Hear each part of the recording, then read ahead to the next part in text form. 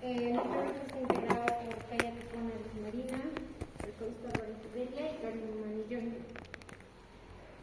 Como todo órgano, la semiología nosotros la vamos a iniciar a partir de la historia clínica. Y la historia clínica, en este caso dermatológica, va a constar de una anamnesis y una exploración, ¿no? En este caso, para la anamnesis, vamos a tener al interrogatorio y los antecedentes. El interrogatorio básicamente debe ser abierto y debe ser dirigido, ¿no? De esta forma nos va a permitir conocer el cómo, el dónde y el cuándo han iniciado estas lesiones. Si han variado en el tiempo, si producen síntomas, no como pruritos, si son dolorosas, si hay una posible causa desencadenante o si existe algún factor que empeore o mejore estas lesiones, y si ha recibido algún tratamiento, ¿no? Durante todo ese tiempo o anteriormente, antes del inicio, ¿no? De las lesiones.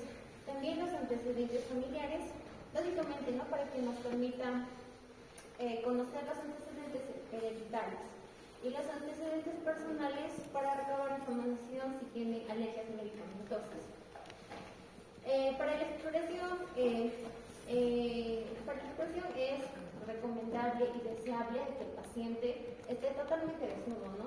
Y de esa forma nos pueda permitir observar la piel en su totalidad, también, ¿no? Y que la iluminación sea adecuada. Y lo recomendable es que sea con luz natural para que nos pueda facilitar observar mejor, o sea, de mejor manera, ¿no? Las lesiones con su color natural. Entonces, dentro de la exploración, nosotros vamos a tener una exploración dermatológica y una exploración general. Dentro de la exploración dermatológica, nosotros lo que vamos a hacer básicamente mediante la inspección y la palpación. La inspección nos va a permitir reconocer el tipo de lesión y esta la vamos a iniciar, ¿no? Con la localización, el número de estas lesiones, el tipo de lesión elemental que estamos tratando, que estamos observando, la distribución y el agrupamiento de estas lesiones, también la forma, el tamaño, el color, la superficie, ¿no? Si esta es lisa o es áspera, los bordes, el contorno, si esta es regular o irregular, y también, ¿no? Si la base está infiltrada o no está infiltrada. Con la palpación nosotros podemos reconocer la consistencia, ¿no? Si esta es dura o blanda, el grado de humedad, si esta es húmeda o seca, la profundidad, ¿no? Si es superficial o es profunda, si está adherida, diferido es plano, la temperatura, ¿no? Si esta es fría o caliente, y la sensibilidad a la palpación, ¿no? Si es dolorosa o no dolorosa la palpación. Y la exploración general, básicamente para ver, ¿no? La presencia de adenopatías. Entonces, con toda esta información que nos va a dar la anamnesis y la exploración, y nosotros tener un diagnóstico, va a ser muy importante porque de acuerdo a ello nosotros vamos a vernos si necesitamos hacer una exploración general o realizar exámenes complementarios, ¿no? O sea, básicamente para poder dirigir aún más nuestro diagnóstico. Entonces, dentro de la semiología de la piel vamos a tener lesiones cutáneas elementales. Estas se van a clasificar en lesiones primarias y secundarias. Las lesiones primarias a su vez se van a clasificar en lesiones sólidas y lesiones de contenido líquido. Dentro de las lesiones sólidas nosotros tenemos a la mácula. La mácula es una mancha o una lesión que se da por cambios en la coloración de la piel sin relieve, ¿no? Es decir, no tiene depresiones ni consistencia, ¿no? Por lo tanto no es palpable. Podemos tener, ¿no? Una mácula eritematosa cuando se produce, ¿no? Por una inflamación o dilatación vascular, o una mácula purpúrica cuando hay una extravasación hemática, una mácula hiperpigmentada cuando hay un aumento, ¿no? De melanina, o por pigmentos exógenos, ¿no? Las cuales van a ir desde un tono marrón claro, ¿no? Hasta uno negro.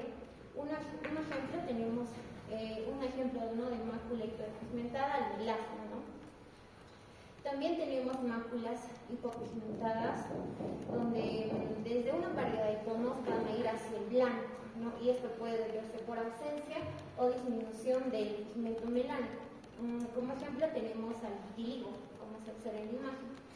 Y bueno, un procedimiento técnico para poder diferenciar este tipo de, los tipos de máculas, ¿no? Es la vitropresión. Esta consiste en hacer una presión sobre la piel, la podemos hacer manual o mediante un pequeño instrumento, ¿no? Como se observa en la imagen, un pequeño cristal, ¿no? Y al hacer la presión sobre la piel vamos a ver que las máculas purpúricas pigmentadas no palidecen a la presión, ¿no? En comparación con el eritema, que sí palidece a la presión. Luego tenemos a la pápula. La pápula es una elevación circunscrita de la piel, es de consistencia sólida y de pequeño tamaño, no menor a 1 centímetro de diámetro, y se caracteriza porque tiene una resolución espontánea y no deja cicatriz, ¿no? A la pápula nosotros la podemos denominar de acuerdo a su ubicación topográfica en la piel. Por ejemplo, ¿no? Si está en la epidermis, vamos a encontrar a la verruga plana. Si está en la dermis, a la sífilis secundaria. Y si está en la unión dermoepidérmica, al líquen plano, ¿no? Como se observa en la imagen. Y si es folicular, a la queratosis folicular. También tenemos a la placa. La placa es una lesión de elevación circunscrita de la piel. También es de consistencia sólida. Tiene mayor a 1 centímetro de diámetro en tamaño en comparación a la pápula. La placa puede aparecer desde el inicio como tal o puede ser por la constitución puede constituirse, ¿no? Por la agrupación de pápulas. La placa se caracteriza porque en esta predomina la extensión en superficie y no la profundidad, ¿no? Como ejemplo tenemos al erisipela. El nódulo va a ser una lesión hipodérmica circunscrita mayor a 1 centímetro. En esta va a predominar la profundidad, no la extensión de superficie, y pues se caracterizan porque son más palpables que visibles, ¿no? Un ejemplo de esta tenemos a las lesiones típicas de la funiculitis como el eritema nodoso. Otra lesión tenemos a la BOM. Esta es una lesión sobreelevada de origen dérmico, esta es rosada y edematosa, ¿no? Se caracteriza porque tiene una evolución fugaz, es evanescente, ¿no? Por lo tanto desaparece en menos de 24 horas. Y un ejemplo de estas tenemos a la urticaria. Otra lesión sólida es el tubérculo. Este tiene también una consistencia sólida, es circunscrita y se localiza en la dermis, ¿no?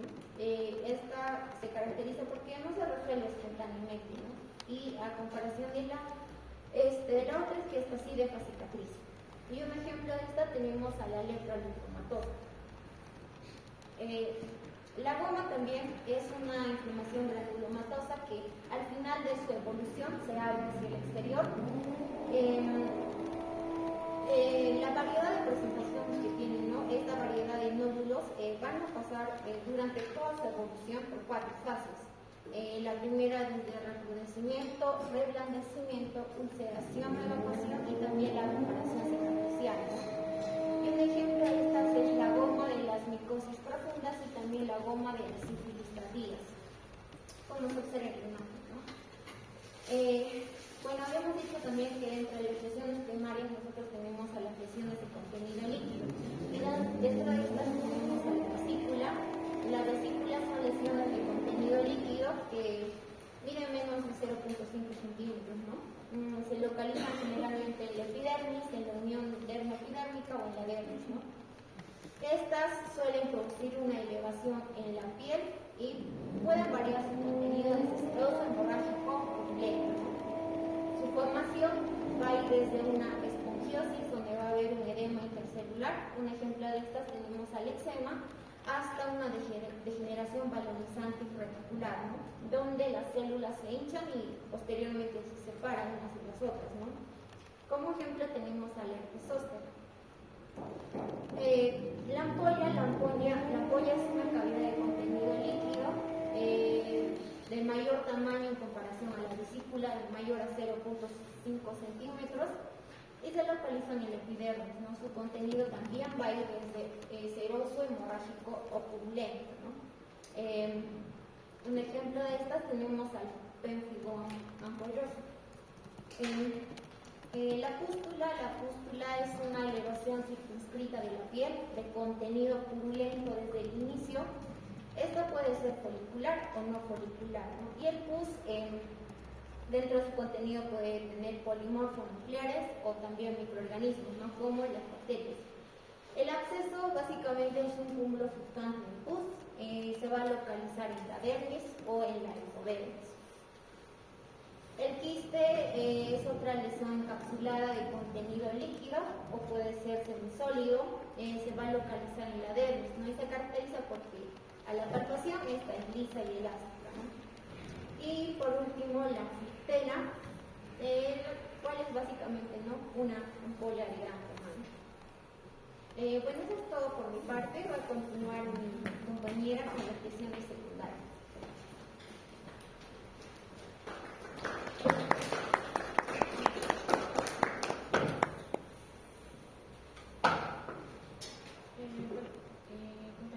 Compañeros, continuamos con la exposición.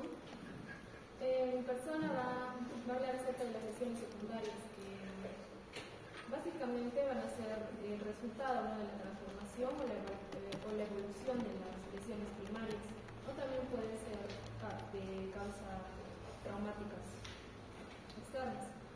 Bueno, estas las vamos a clasificar en lesiones en diferentes grupos. Por ejemplo, en este grupo tenemos las lesiones secundarias con solución de continuidad. Aquí tenemos principalmente la erosión, la úlcera, la fisura, fístula y la herida. Respecto a la erosión básicamente va a ser una descomposición, ¿no?, o una degradación que principalmente va a afectar la epidermis. Va a ser principalmente de origen traumático y al solo afectar la epidermis, esta erosión solo se va a curar sin cicatriz, o sea, no va a alcanzar cicatriz. A comparación de la úlcera, ¿no? La úlcera, que esta suele afectar la epidermis, la dermis, incluso la hipodermis, ¿no? Y también puede afectar los huesos, los músculos, los tendones, ¿no? Y en este caso, en caso de la úlcera, se va a producir movimiento, va a producir depresión de la piel y esta se va a curar con cicatriz. Generalmente denominamos cuando se va a denominar aguda en el caso de una ulceración y se va a denominar crónica en el caso de una úlcera. Bueno, este también se va a generar básicamente por traumatismos, por isquemia, por necrosis, por inflamatoria o tumoral. Y bueno, para realizar una descripción adecuada de la úlcera, ¿no?, se debe describir el tamaño, la forma, la profundidad, su fondo, si es brillante, si es necrótica, si es granular, también la consistencia de los bordes, si va a presentar secreción o no, y bueno, y el aspecto, ¿no?, de la piel que se va a encontrar alrededor. Bueno, en las imágenes podemos observar que la úlcera edémica, que va a tener una progresión radial, como vamos a observar, va a tener una progresión radial, a comparación de las terebrantes, ¿no?, que estos van a progresar en profundidad. Luego tenemos progresión fisura. La fisura básicamente va a ser una fractura lineal que puede ser de diferente profundidad, ¿no? Bueno, la fisura, solo va a afectar lo que es puede llegar a afectar la epidermis, tanto la epidermis como la dermis, también la grieta. La grieta solo suele afectar la epidermis, donde principalmente básicamente lo que va a ocurrir va a ser una fragmentación, ¿no?, de la capa córnea de la epidermis, donde va a perder elasticidad por una excesiva resequedad cutánea o por una hiperkeratosis, ¿no? Esta suele ser dolorosa, suele presentarse principalmente en pliegues, en orificios naturales, en palmas, en las plantas, en el plantito. Bueno, y si este se encuentra en los pliegues, suele denominarse intertrigos, ¿no?, como en la imagen podemos observar en el caso de una tiña de los pies, y la fisura de aquí, ¿no?, que suele producirse en la planta y en el realmente. Bueno, y luego tenemos lo que es la fístula. La fístula, como ya sabemos, va a ser un trayecto que va a comunicar dos cavidades o solo una cavidad con el exterior, y frecuentemente se va a cubrir de escamosa. La imagen, como podemos observar, un ejemplo es una fisura cutánea odontogénica. Luego tenemos lo que es la herida. La herida, como sabemos, es una solución de continuidad, ¿no?, donde va a haber una pérdida de sustancia que puede ser provocada por un traumatismo, puede ser quirúrgico o puede ser no quirúrgico, en una piel previamente sana.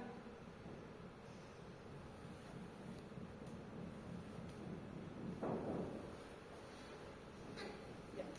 Luego tenemos, en el siguiente grupo tenemos lo que es las lesiones secundarias con residuo eliminable. Tenemos lo que es la escama, la costra, la escara. En el caso de la escama, básicamente va a ser la caída en bloque de la capa córnea. Se va a originar principalmente por una alteración en el mecanismo fisiológico de la exfoliación de la piel, ya sea por una mayor producción o una menor eliminación, ¿no?, de las células cornificadas. Estas pueden ser pequeñas, pueden ser de gran tamaño, pueden ser adherentes o pueden ser no adherentes, ¿no? Pueden tener distinta morfología, ¿no?, o color. Por ejemplo, tenemos las purpuráceas o pitidiaciformes. Estas suelen ser pequeñas, finas y se desprenden con facilidad, como en la caspa. También pueden ser serias, donde hay una descamación nervosa. Pueden ser grisáceas, donde se desprende, se produce un desprendimiento de una sola lámina, ¿no?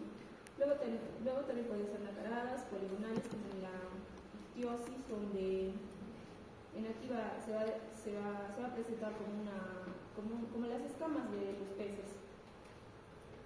También pueden presentarse en grandes láminas, serían las foliativas, ¿no? Podrían ser foliativas, como la enfermedad de Kawasaki. Luego tenemos lo que es la costra. La costra básicamente va a ser la desecación, ¿no?, ya sea de sangre, de sudados, de secreciones o restos celulares sobre la superficie cutánea. Bueno, y el color suele ser variable y este nos va a indicar su origen, ¿no? Por ejemplo, si tenemos un amarillo miel, también denominadas meliáceas, en el caso del pétigo, pueden ser amarillos verdosos, en procesos biógenos, rojo oscuro cuando haya presencia o marrones, ¿no?, cuando haya sido presa de una hemorragia. Si son hemorrágicas, ¿no?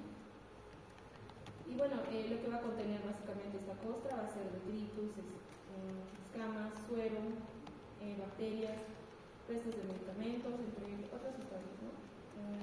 Luego tenemos lo que es la escara. La escara básicamente va a ser una membrana negruzca, seca, que se va a encontrar adherida a la base, va a ser de bordes netos, y esto va a ser resultado de la necrosis, ¿no?, o de la gangrena de la piel. Bueno, y cuando se le va a denominar espacelo, cuando va a presentar una coloración amarillenta.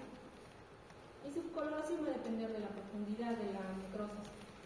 Bueno, estas escaras también, bueno, se le denominan úlceras por presión, donde vamos a presentar grados, ¿no? Grado 1, donde solo se va a observar lo que es un eritema y Esto solo va a comprometer lo que es la epidermis. Luego en el grado 2, donde va a haber compromiso tanto de la epidermis y la dermis. En el grado 3 va a haber compromiso de la epidermis, la dermis y el tejido celular subcutáneo. Y en el grado 4, en ahí va incluso de las que mencionadas de la epidermis, la dermis, el tejido celular subcutáneo, también va a estar comprometido, ¿no? Los músculos, las articulaciones, los tendones.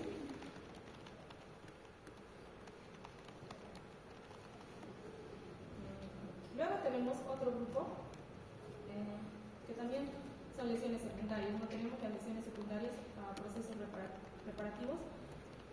Tenemos lo que es la atrofia, la cicatriz, la lignificación, la escoriación. No, la atrofia y la cicatriz en procesos reparativos. Bueno, la atrofia básicamente va a ser un adelgazamiento, ¿no? Puede ser aislado o simultáneo de la epidermis, de la dermis o hipodermis.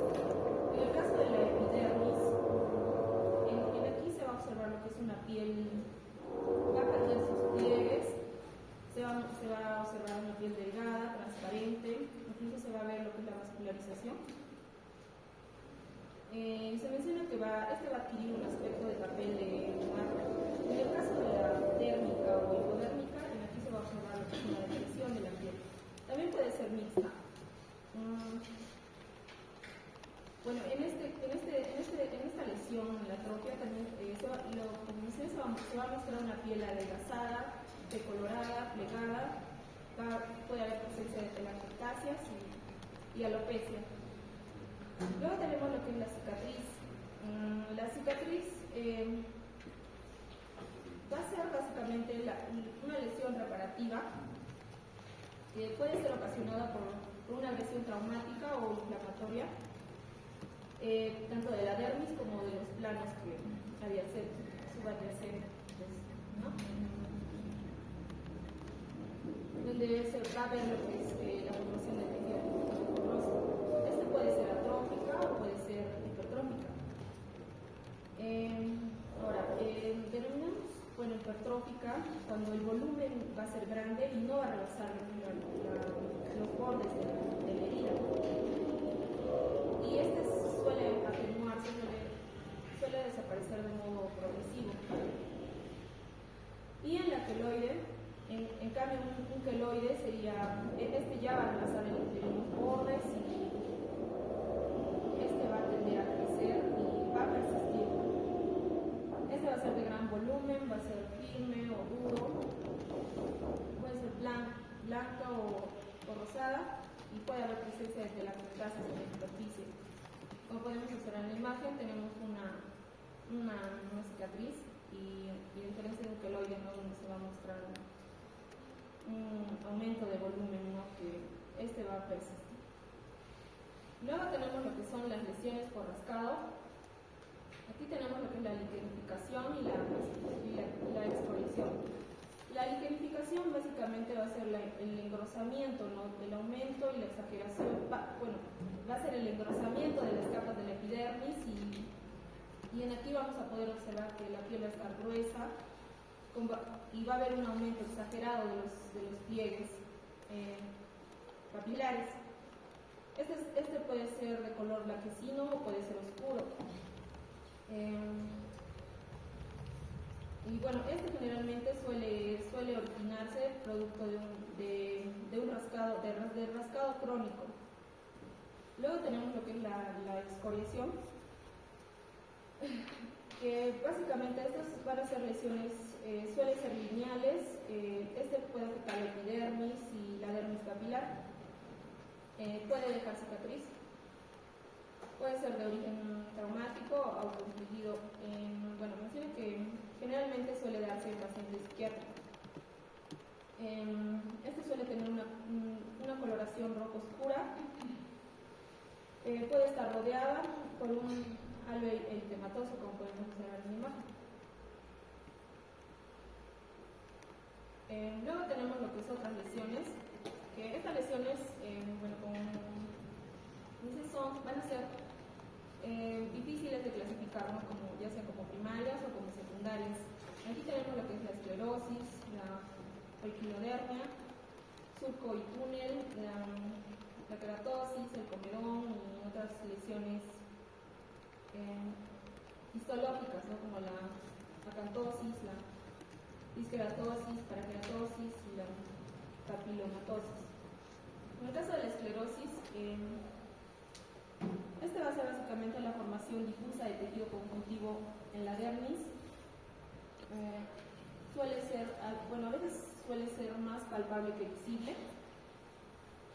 Aquí básicamente se va a caracterizar porque va a haber un endurecimiento parcial o total de la piel. Se va a mostrar un aspecto seco, acartonado, inextensible, puede ser hiperpigmentado o hipopigmentado. Esto debido al edema, a la infiltración celular, al depósito de sustancias o al aumento del colágeno de la dermis o la hipodermis. Por ejemplo, tenemos lo que es la morfea en el abdomen, también la esclerosis sistémica. Vamos a observar una hipopigmentación, ¿no? Luego tenemos lo que es la poiquilodermia. La poiquilodermia básicamente va a ser una mezcla de hiperpigmentación, hipopigmentación y telangiectasias. Se puede presentar en conectivopatías como en la dermatomiositis, en la micosis hemicoide, en el fotoenvejecimiento y en la radiodermitis. Luego tenemos lo que es el surco y túnel. Este básicamente puede estar localizado en la capa córnea. Es una lesión lineal, recta o tortuosa y ligeramente elevada, de color grisáceo, como podemos observar en la imagen. O también la eritematosa, ¿no? Este suele presentarse, por ejemplo, en la escabiosis o en la larva migrans. Luego tenemos lo que es la queratosis, que básicamente va a ser el espesamiento, ya sea moderado o importante, de la capa córnea. Este puede ser circunscrita, como en el caso de la callosidad, puede ser regional, como en la queratodermia palmoplantar, como podemos ver en la imagen, o puede ser generalizada en el caso de una ictiosis. Luego tenemos lo que es el comedón, que este básicamente va a ser un folículo pilosebáceo dilatado lleno de queratina. Este generalmente suele ser una lesión típica del acné, ¿no? Luego tenemos lo que es otras lesiones histológicas, como la acantosis, que va a ser básicamente el engrosamiento de la capa de las células espinosas. Un ejemplo sería la acantosis nigricans, ¿no? Luego tenemos lo que es la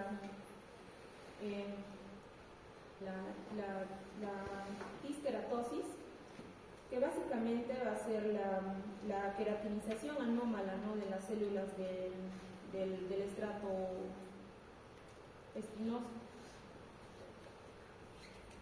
Luego tenemos lo que es la paraqueratosis, que la paraqueratosis, que va a ser básicamente la presencia de núcleos, histológicamente se va a mostrar presencia de núcleos, ¿no?, en los cornecitos. Y luego tenemos lo que es la papilomatosis, que va a ser una proyección de las papilas dérmicas en la superficie de la piel.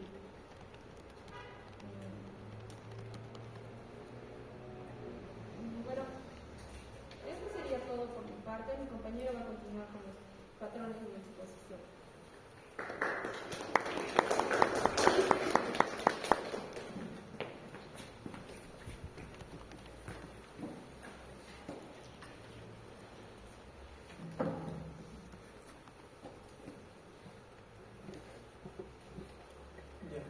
Compañeros, tengan ustedes buenas tardes. Pues vamos a continuar con lo que son los patrones de distribución, entendiendo primero qué son patrones de distribución. Como ya han visto, hay lesiones primarias que pueden evolucionar o no a lesiones secundarias.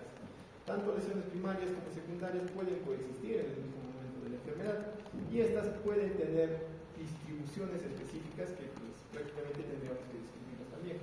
No es que vamos a encontrar solo una vesícula y ya está. Puede haber un conjunto de vesículas que me forman diferentes patrones. Ahora, ¿la vesícula puede evolucionar en una pústula? Puede ser. ¿Puede haber vesículas y pústulas en el mismo tiempo? También. ¿Y forman patrones? También. Entonces, ese es prácticamente el patrón de disposición. La disposición que van a adquirir las lesiones primarias y secundarias. Entonces, aquí vamos a hablar de tres disposiciones principalmente. En la lineal, la circular y la formación de discos. Entendiendo entonces, comenzando con la primera, que es la lineal, vamos a ver que vamos a encontrar dermatosis de causas externas, como tatuaje, rascamiento, sarna, miasis, etc. El punto es que, si se dan cuenta aquí en las lesiones, estas tienden a adquirir una forma lineal. Como vemos aquí, una forma lineal, que también solía ser muy lineal, esta formación, ¿no? Entonces, cuando tiene esa formación, claramente vemos que es una formación lineal. Ahora, se ha compuesto de muchas dermatosis, ¿no? Primarias, secundarias, puede ser. Hay muchas causas que pueden originar. Por ejemplo, aquí, vean esto de aquí. No es solo una lesión de la piel, sino que en la lesión de la piel han comenzado a aparecer vesículas. ¿Ya? Entonces, esto se conoce como el fenómeno de Koepler, que ahorita lo voy a explicar. Pero la idea es que vean que es de forma lineal. Aquí, por ejemplo, vean la dermatosis que se origina por los tatuajes. Entonces, dependiendo de la causa que sea, mientras tenga esta apariencia, lo podemos clasificar en lineal. Siguiente patrón de distribución es el patrón circular. Entonces, los patrones circulares hay más cositas que hablar. Por ejemplo, estas lesiones pueden agruparse formando círculos, lo que da lugar a formaciones anulares, policíclicas, asiformes, concéntricas o en escarapela. Ven aquí, esta es una lesión primaria, imaginemos una lesión primaria ya completa circular que prácticamente es uniforme. Ahora, la parte del centro de esta lesión primaria comienza a curar, comienza a sanar. ¿Qué origina entonces? Que vean en esta segunda imagen, la parte del centro sana y pues al final, a medida que va sanando y abarca más área, pues se va a formar este anillo, forma de anillo anular. Es un patrón de distribución circular también, de hecho sí. Ahora, ¿puede ser una lesión primaria y puede evolucionar en anular? Sí. Pero puede ser la combinación o el agrupamiento de lesiones primarias que también me van a formar un patrón anular, también es posible.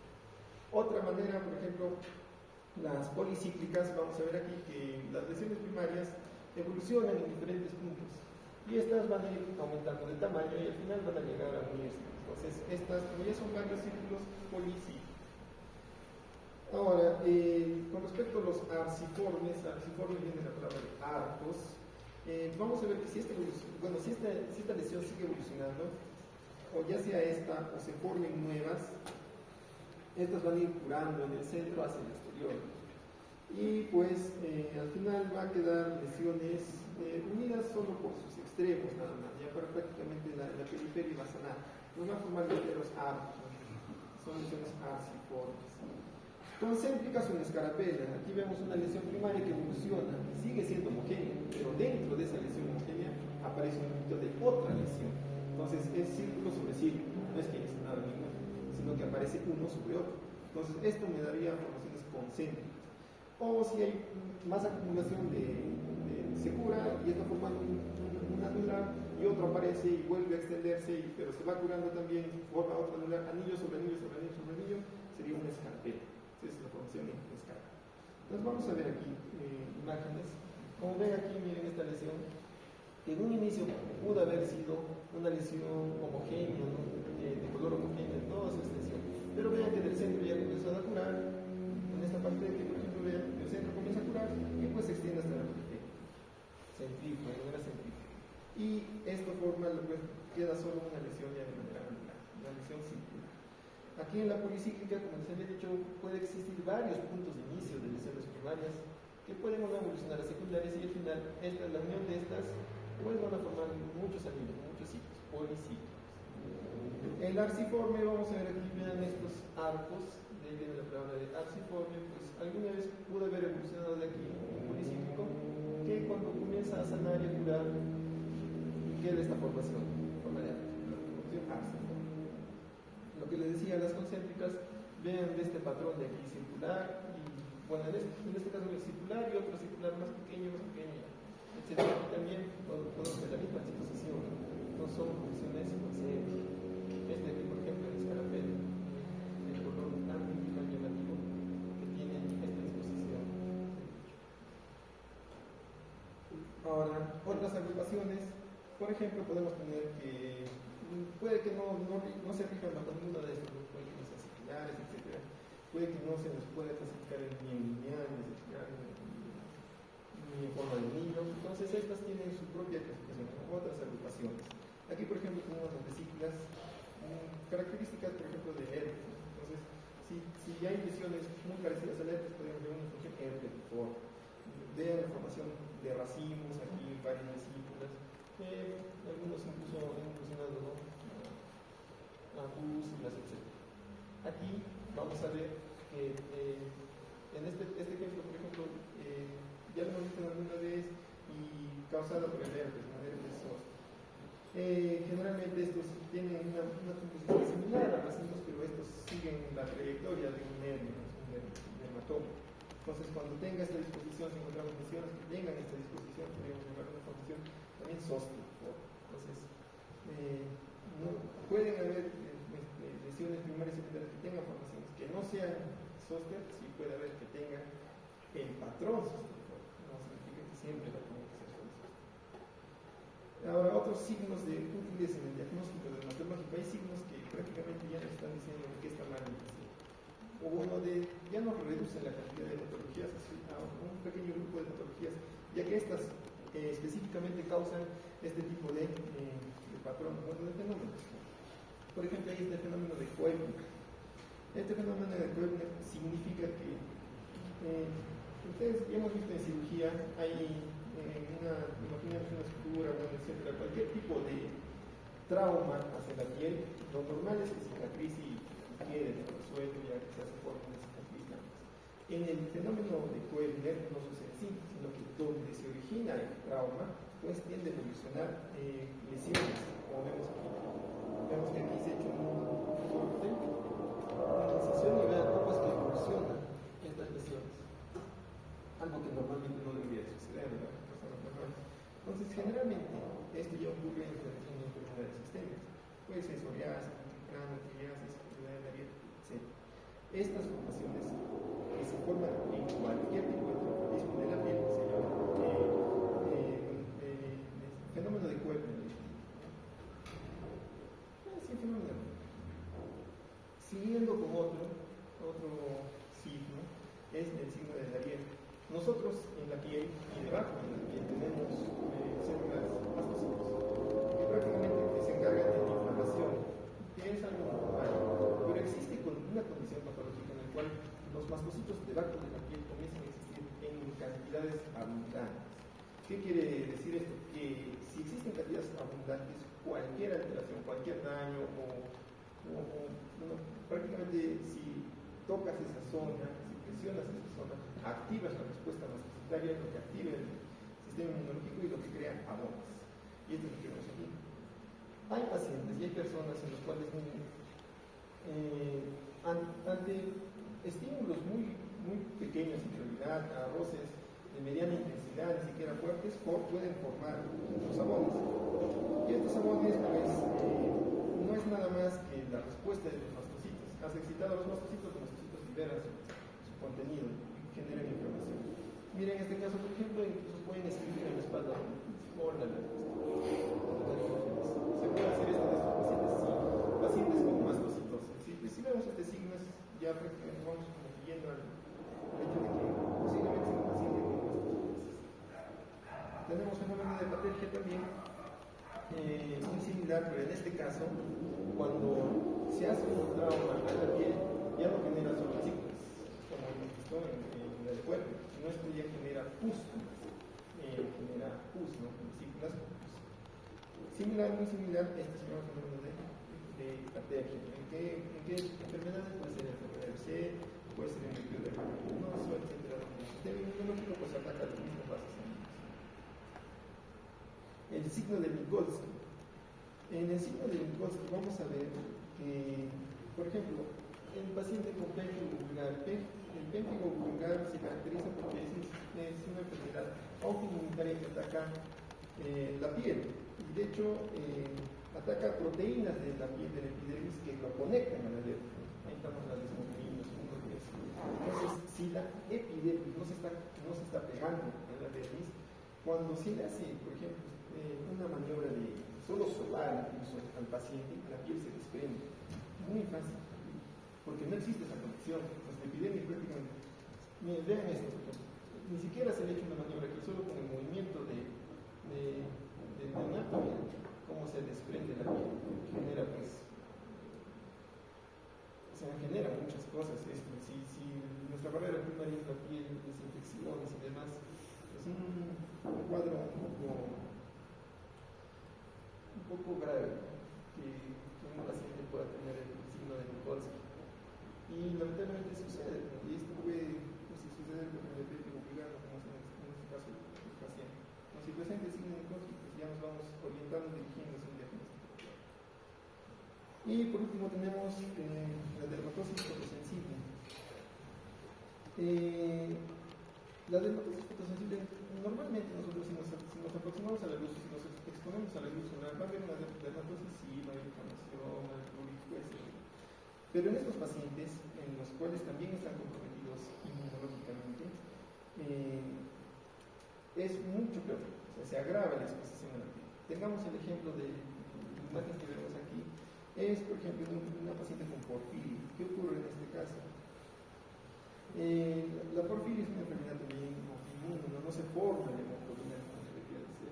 Y en el caso de la piel, pues se forman prácticamente sustancias llamadas porfirinas que se encuentran debajo de la piel. Estas porfirinas están en un estado inactivo. Lo normal es que si uno tiene porfirinas debajo de la piel, bueno, pacientes con porfirinas, como nosotros. Un paciente no pasa nada hasta que se expone a la luz solar. Cuando se expone a la luz solar, se activan estas porfirinas. Y cuando se activan estas porfirinas, son tóxicas. Y cuando son tóxicas es que hacen daño y causan pues estas dermatosis. Y es así que estas personas no pueden exponerse mucho tiempo a la luz solar porque se activan sus porfirinas. Y si se activan sus porfirinas, pues vemos aquí que es exagerada la reacción a la luz solar que tienen. Estas son fotosensibles, son personas muy fotosensibles. Y bueno, eso sería todo de mi parte también, y parte de mi grupo.